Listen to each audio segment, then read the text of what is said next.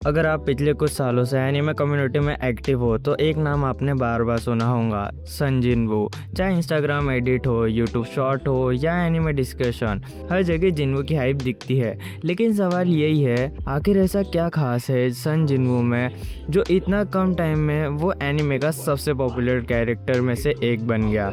आज हम बात करेंगे कि फैंस सन जिनवू को इतना पसंद क्यों करते हैं। जब हम पहली बार जिनवू से मिलते हैं, वो कोई ओवर पावर हीरो नहीं होता, वो दुनिया का सबसे कमज़ोर हंटर माना जाता है।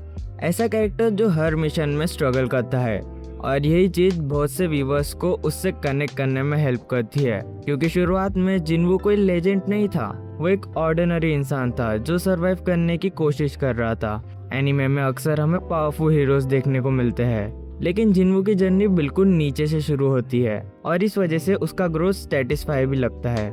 फिर आता है वो मोमेंट जिसने पूरी स्टोरी को बदल दिया, डबल डंजन। ये आर्क सोलो लेवलिंग का सबसे इम्पोर्टेंट मोमेंट में से एक माना जाता है। यहाँ से जिनवू की लाइफ कम्प्लीटली चेंज हो जाती है। उसके बाद स्टोरी सिर्फ मॉन्स्टर से फाइट करने की नहीं रहती, अब फोकस होता है एक वीक हंटर के ट्रांसफॉर्मेशन पर।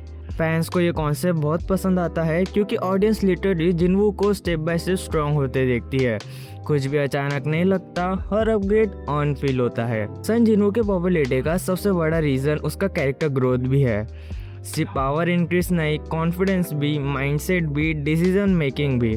शुरुआत के जिनवू और स्टोरी के बाद का जिनवू बिल्कुल अलग अलग लगता है, और फैंस को एग्जैक्टली यही ट्रांसफॉर्मेशन पसंद आता है। जब ऑडियंस किसी कैरेक्टर को स्ट्रगल करते हुए देखती है और फिर उससे सक्सेसफुल बनते हुए देखती है, तो इमोशनल कनेक्शन ऑटोमेटिकली बिल्ड हो जाता है।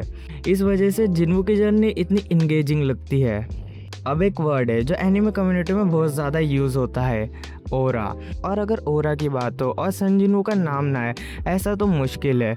उसका काम एटीट्यूड, उसका कॉन्फिडेंस, उसका स्क्रीन प्रेजेंस, ये सब मिलकर उसको मेमोरेबल बनाता है।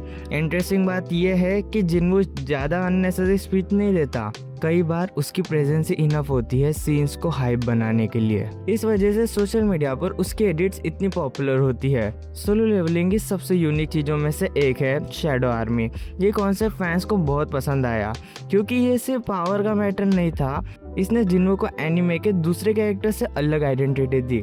जब भी शैडो आर्मी का मेंशन होता है, फैंस तुरंत सोलो लेवलिंग के बारे में सोचने लगते हैं, और किसी भी कैरेक्टर के लिए उसकी यूनिक आइडेंटिटी होना बहुत इंपॉर्टेंट है।